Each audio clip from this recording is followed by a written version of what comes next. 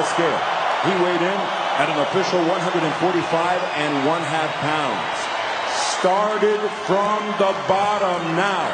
He enters the ring, an undefeated three-division pound-for-pound king with 33 victories, 24 of those victories coming by way of KO. The former lightweight, former undisputed super lightweight, and tonight, making the first defense of his WBO welterweight championship of the world. Born, bred, and repping Omaha, Nebraska, Terence Bud Crawford. And now, ladies and gentlemen, prepare to be entertained. New York City. Is Canelo Alvarez in his 66th professional fight. That's more than any other ring-rated fighter in the sport. His professional record, 39 victories, including 29 knockouts with 1 draw. From Guadalajara, Jalisco, Mexico, the reigning, defending, undefeated WBC Super Welterweight Champion of the World, Saul Canelo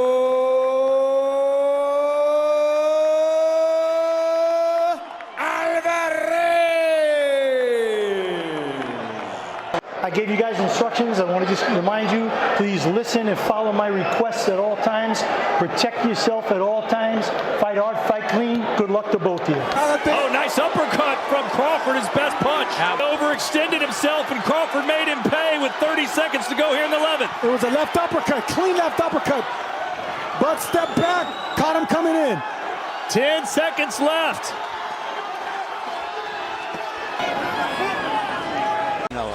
But Canelo now knows what the 41 of the wins for Canelo, 26. That he doesn't have the power on his punches like he did early in the fight. So now he's stepping to him and he's making him pay every chance he gets. Then you have an opportunity to do so.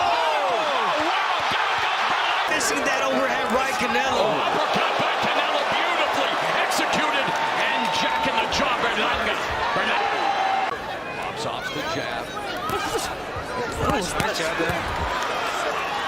But you know this, Joe, there's punches that you don't need to be while waiting. You're nice double left hook and right hand for Berlanga. That was of a 23-year-old Canelo being taken to school by Championship boxing. The judges' scorecards read: Yedi scores a contest 116-112. Gumbe scores a contest 116-112. All 3 judges are in. And the new. Yeah, there it is, Terence Crawford. Wow, victory for the American. The first Omaha born and raised. Thoroughly deserved. It was highly efficient, and there can be no doubt about any of those. I feel so sorry for Ricky Burns, because if you lose, you have get out in your shield. You want to produce your best performance, but the other guy, that wasn't the case tonight. Ricky never really. An exclusive showdown between boxing icons Saul Canelo Alvarez and Terence Bud Crawford is creating major buzz in the combat sports world. What sounds like a fantasy fight may soon become a multi-million-dollar pay-per-view reality. Despite days of breaking news, backroom talks, and intense speculation, the blockbuster set for September 13th at Las Vegas's Allegiant Stadium remains unofficial. If both megastars sign on, this luxury fight night could rival the legendary Mayweather-Pacquiao bout, but insiders warn it's a high-stakes gamble, fragile, unpredictable, and full of red flags. Here's the full story, and 5 serious concerns fans and analysts are quietly discussing. Before we dive in, do me a quick favor, like this video and subscribe. 98% of you watch without subscribing, and it helps a ton. Done? Awesome. Now let's get into it. Before celebrity boxing icon Canelo Alvarez even dreams of a mega fight with Terence Crawford at the exclusive Allegiant Stadium, he must first survive a high-stakes premium event in May. His opponent? undefeated IBF super middleweight champion William Skull. While this fight is promoted as a simple tune-up for Canelo's traditional Cinco de Mayo spotlight, insiders know it's anything but routine. Skull may lack mainstream fame, but in elite boxing circles, he's a dangerous, skilled threat, far from an easy payday. The Cuban-German powerhouse just secured a tough win over Vladimir Shishkin, claiming the premium title Canelo dropped to chase a more profitable fight with celebrity boxer Edgar Berlanga. Now, Skull's not only active and validated, he's surging with momentum. Facing a generational icon like Canelo turns this bout into an exclusive, high-stakes event with massive financial implications and elite risk-reward potential. Here's where it gets complicated. Canelo needs this belt back. Reclaiming the IBF strap would restore his undisputed status at 168 pounds, making the potential Crawford bout even more historic. But boxing isn't a sport known for going according to script. If the Skull fight drags into deep waters, if there's a cut, a hand injury, or even a controversial decision, it could compromise everything planned for September. Canelo isn't getting younger. And at this point in his career, any war of attrition takes a toll that recovery time alone can't erase. There's also the political reality. Skull is a mandatory opponent, and sanctioning bodies don't like their champions taking shortcuts. Should Canelo emerge with a lackluster performance or suffer any damage, negotiations with Crawford could stall, be reshuffled, or collapse entirely. This isn't just a fight. It's a trapdoor under the entire super fight plan. One wrong exchange in May, and a $150 million mega fight could vanish in an instant. For all of Terence "Bud" Crawford's brilliance in the ring, the surgical precision, the freakish switch hitting, the mental dominance, time is not on his side. Since 2020, Crawford has averaged just one fight per year, a trend that reflects as much on boxing's fractured politics as it does on his own career choices. While the victories, especially the masterclass against Errol Spence Jr., have been emphatic, the gaps between them have grown louder. At 37 years old, Bud is older than Canelo, less active and entering uncharted physical territory. Most recently seen at 154 pounds, he's now aiming to jump all the way to 168, a weight class where opponents hit harder, clinch stronger, and absorb punishment differently. This isn't just about moving up 2 divisions.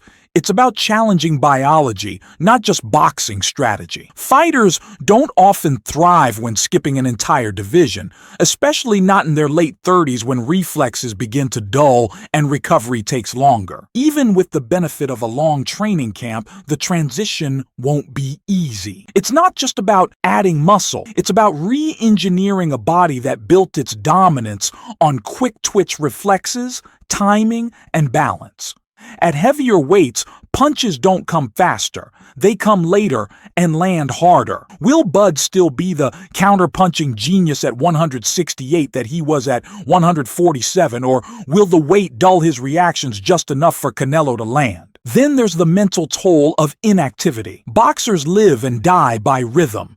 Time out of the ring doesn't just affect conditioning, it impacts timing, awareness, and the feel of the fight. Crawford's fighting instincts are elite, but instincts fade when they're not sharpened regularly. The psychological effects of entering the biggest fight of your life after a long layoff can't be ignored. Crawford has built a legacy defying doubters, overcoming politics, and shutting down champs. But this next leap isn't just historic, it's physically unprecedented in the modern era. With no warm-up fight at super middleweight to test the waters, he's heading straight into the fire. The question isn't whether Bud is still great, it's whether greatness can survive the weight. Let's strip away the promotional smoke and ask the uncomfortable question: why now? For years, Canelo Alvarez publicly downplayed the idea of fighting Terence Crawford, citing the obvious and very real size discrepancy. He has everything to gain and nothing to lose, he said in 2023, emphasizing that the risk-to-reward ratio simply didn't add up. So what changed? 2 words: turkey Al-Sheikh, the Saudi advisor and power broker behind Riyadh Season, has turned the combat sports world upside down with blank check matchmaking. The reported $150 million offer to Canelo for this bout may have been too monumental to decline, even for a fighter who's already earned generational wealth. When you're being offered more for one night than you made across multiple title defenses, even the proudest champions take notice. But money is only part of the story. Quietly, Canelo has been playing a much bigger game, positioning himself not just as boxing's cash cow, but as its next true mogul. His promotional efforts have already begun bearing fruit, managing rising names like Teofimo Lopez and former opponent Jaime Munguia. He's no longer just chasing belts, he's chasing control. A win over Crawford doesn't just silence critics or add another trophy to the case. It enhances his value as a promoter, brand, and power player. The more historic his in-ring legacy becomes, the more leverage he gains at the negotiating table with networks, sponsors, and other fighters. It's the Oscar de la Hoya blueprint, using the tail end of a fighting career to launch an empire. So while the public may view this as a super fight for legacy, the deeper question remains. Is this about proving something inside the ring or building something outside of it? In his prime, at 147, Terence Crawford looked untouchable, slicing through champions with surgical precision, shifting stances mid-fight, and breaking down elite opponents mentally and physically. But the last time we saw him at 154, the aura began to shift. He was still dominant, but the physical margin for error was noticeably slimmer. Now, the ask is unprecedented. A jump from junior middleweight to full-fledged super middleweight, bypassing an entire division to face one of the most seasoned power-punching champions of this era. Even Crawford himself has acknowledged the steep climb. "I walk around heavier than people think," he once told Boxing Scene, "but it's different when you got a fight there." And he's right. Walking around at 170 is not the same as executing 12 elite-level rounds at 168, especially against someone who's been operating at that weight for over a decade. Crawford's style is built on subtlety, not brute force. His success hinges on lightning-fast reactions, rhythm changes, and pristine timing. At 168, where punches come slower but land heavier and clinch strength becomes critical, his entire toolkit gets a stress test. Can he keep his speed while adding mass? Will his movement suffer? Will his stamina hold up over the championship rounds under the weight of a re-engineered frame? The cautionary tale is clear. Roy Jones Jr., whose move to heavyweight earned him history, but ultimately shattered his physiology. Once he dropped back down, he was never the same. Could Crawford, at age 37, be on the verge of making the same sacrifice? Without a single fight to acclimate to 168, he's going from elite technician to scientific experiment in a matter of months, and there's no undo button if the gamble fails. This fight may be a once-in-a-generation spectacle, but it's also a traffic jam for two entire weight classes. That ripple effect is already being felt across the sport. Let's start at 154 pounds, where Crawford was one win away from potentially unifying the division. A bout with WBC and WBO champion Sebastian Fundora was on the table, followed by a winter showdown with Bakram Murtazaliev, a path that could have made Crawford the first male fighter in boxing's four-belt era to become undisputed in 3 separate divisions.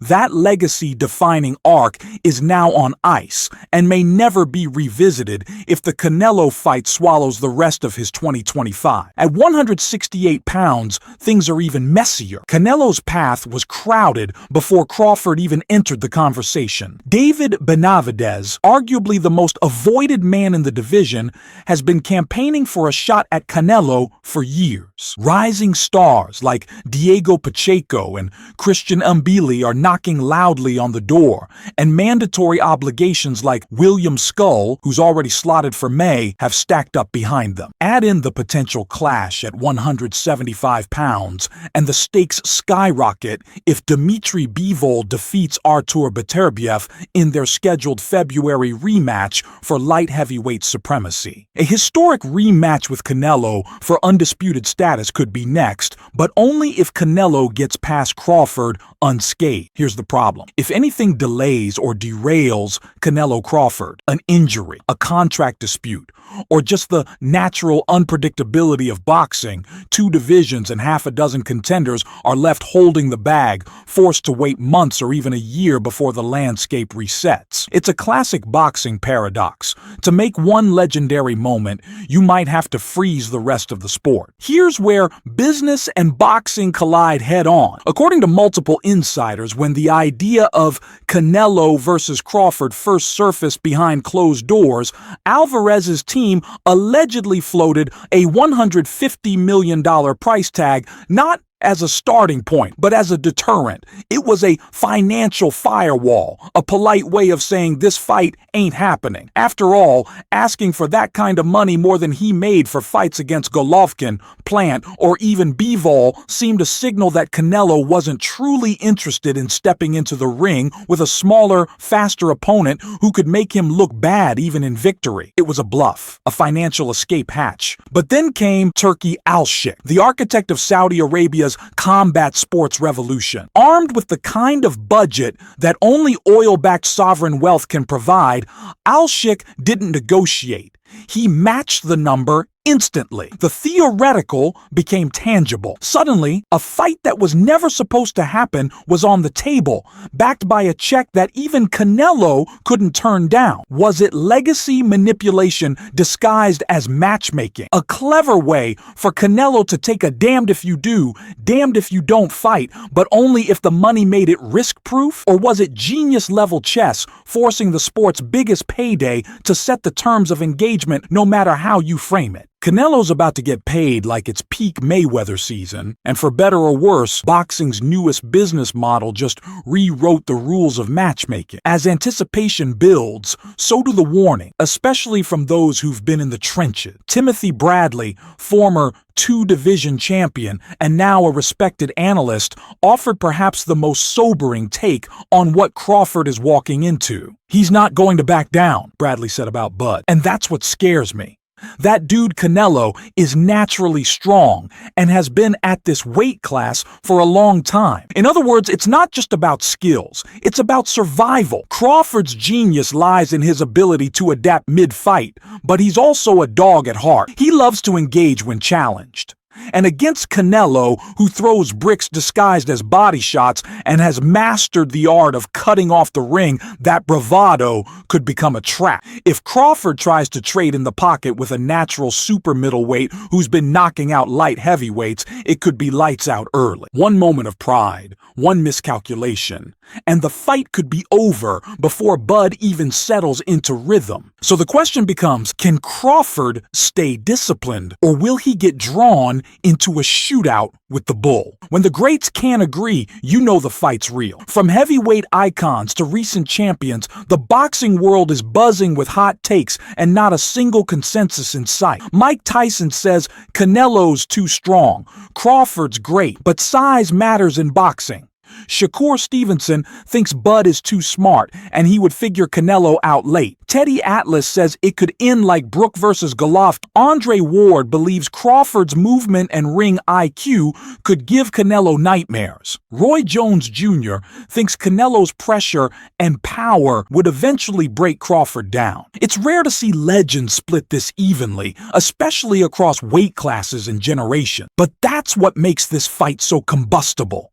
It's a clash of everything: styles, eras, narratives, and legacy. One punch could decide it. One round could flip the script. We're still 7 months out, and boxing history has taught us to stay cautious. A bad cut in training, a contract snag, a change of heart from either camp. It wouldn't take much for this entire event to collapse. After all, we've seen bigger fights fall apart for smaller reasons. Remember Wilder Joshua in 2018? But if this thing holds together, If both men stay healthy, if the ink dries on the right contracts, if May's warm-up bouts don't throw a wrench into the machine, then what we're looking at isn't just the biggest boxing event of 2025. It's the biggest real fight since Mayweather versus Pacquiao. No exhibitions, no YouTubers, no gimmicks. Just two all-time greats from two different divisions meeting at the edge of their physical and mental limits. It's greatness chasing greatness, and it doesn't come around often. So now it's your turn. Who wins this fight? How is Canelo ducking or playing high-stakes chess? Does Crawford's body betray him at 168, or does he pull off the impossible? Drop your predictions below and circle September 13th, because if this one lands, history isn't just being made, it's being rewritten. If you enjoyed this breakdown,